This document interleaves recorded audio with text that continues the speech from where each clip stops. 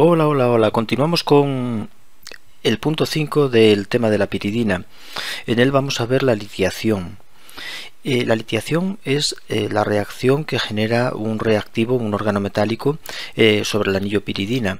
Es una reacción que parte de un compuesto halogenado, de una piridina halogenada, donde en cualquier posición donde podamos poner un halógeno, un cloro, un bromo, por ejemplo, imaginemos en posición 3, pues no tenemos más que hacer reaccionar esta 3-bromopiridina con butil litio.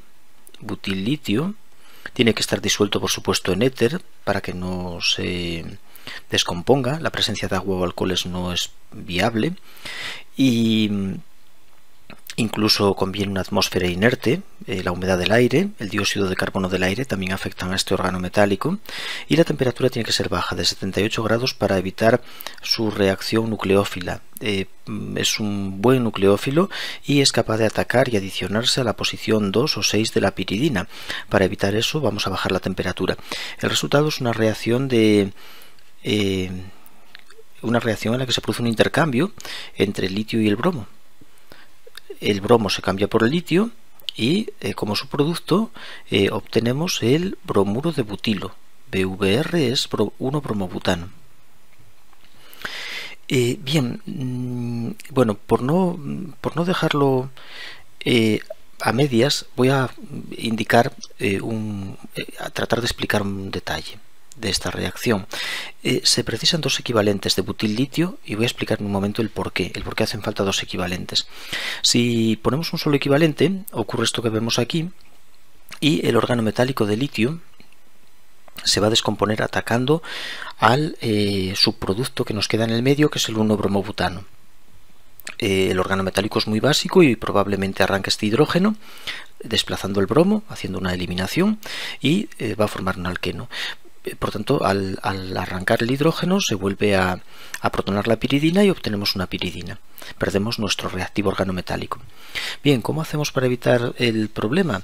Pues vamos a añadir dos equivalentes de butil litio, de manera que uno de ellos va a realizar la reacción de intercambio, y el otro equivalente que nos queda en el medio, el segundo equivalente que nos queda en el medio, es el que se va a consumir haciendo esta reacción de eliminación, que nos va a llevar pues a un alqueno probablemente, y el bromo con el litio formará LiBr más LiBr, y este butilo, al arrancar el hidrógeno, pues formará butano, el butano.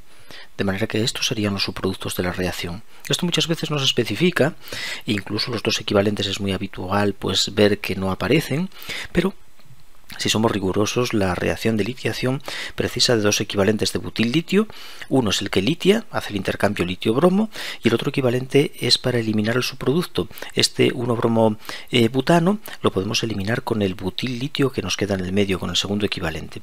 Bien, entonces, bueno, una vez comentado esto, vamos a ver la importancia de ese organolítico que acabamos de preparar ahí. Es un excelente nucleófilo y nos va a permitir, por ejemplo, alquilar la piridina. Eso sí es muy básico. No convendría utilizar sustratos, por supuesto, ni secundarios ni terciarios, porque elimina, e incluso los primarios van a eliminar también muy mayoritariamente, no van a ser recomendables.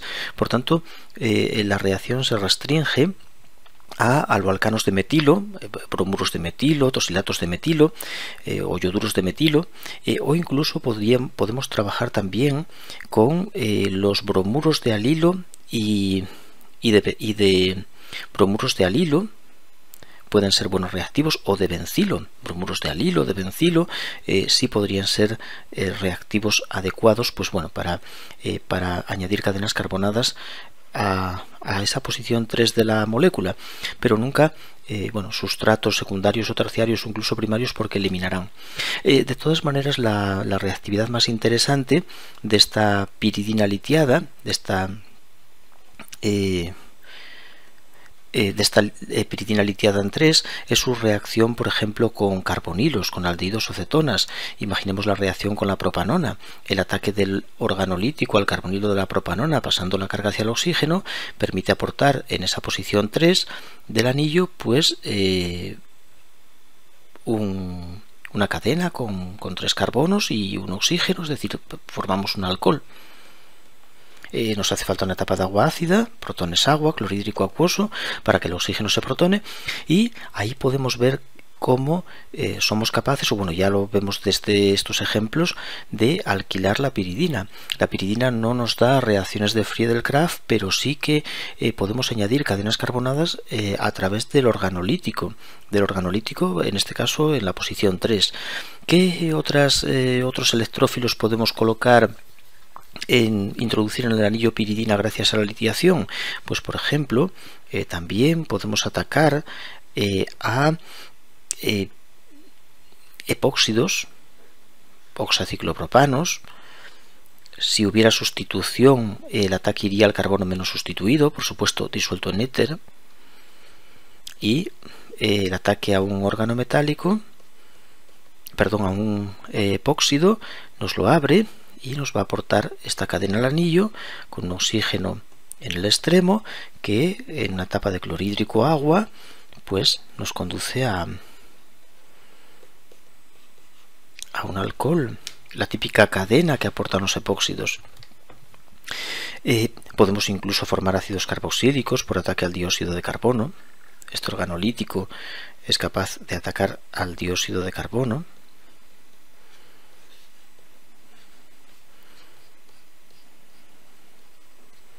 Y así conseguiríamos colocar el grupo carboxílico en la posición 3 del anillo. Nos va a quedar así, unido al litio, y también necesitaríamos una etapa de clorhídrico acuoso. Bueno, existen numerosos electrófilos. Es muy interesante, por ejemplo, el ataque del organolítico a nitrilos. El ataque a los nitrilos seguido de agua ácida nos conduce a, bueno, primero nos forma, por supuesto, en éter siempre, disuelto en éter, nos forma una imina, una sal de imina. Se va a formar este enlace, se genera una sal de imina, y esta sal de imina ahora, si le añadimos por ejemplo clorhídrico acuoso, se hidroliza. Y la hidrólisis, bueno, se protona, se convierte en imina, y la hidrólisis de una imina la rompe y nos deja un carbonilo. Nos va a dejar por un lado amoníaco y por otro lado un carbonilo. Es una forma de introducir pues un grupo acetilo, o incluso, bueno, si el nitrilo tiene más cadena, podemos introducir grupos acilo del tipo que nos interese. En el medio nos quedará pues bueno, un cloruro amónico quizá, ¿no? Este nitrógeno se va como amoníaco. Si es medio ácido lo que tenemos, pues nos va a dar un cloruro amónico. Bueno, son diferentes ejemplos que podemos, bueno, diferentes electrófilos que podemos utilizar pues para introducir cadenas en el anillo. También, si partimos de una molécula con un bromo en 4, que en el vídeo anterior comenté cómo se colocaba ahí el bromo en 4, pues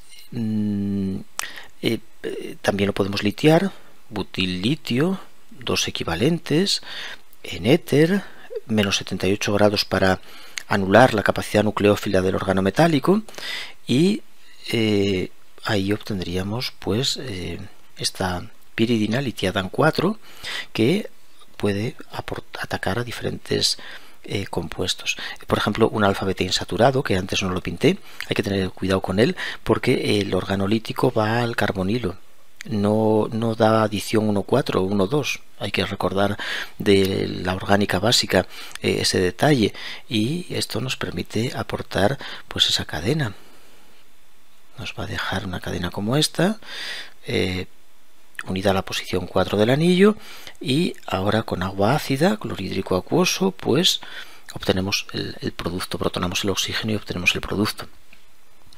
Interesante, ¿cómo se pone el bromo en 4? Mediante los eneósidos y bromo con FeBr3. Hay que tener cuidado con no usar bromo sulfúrico porque va a 3, y el bromo en 3 se pone con la nitración, con la bromación normal de la piridina, que es mediante bromo sulfúrico SO3 a 130 grados, bromamos la piridina en la posición 3. Y bueno, de esta manera pues ya abrimos camino a las reacciones de alquilación. Podemos alquilar la piridina, introducir cadenas carbonadas ya con tranquilidad en posición 3-4.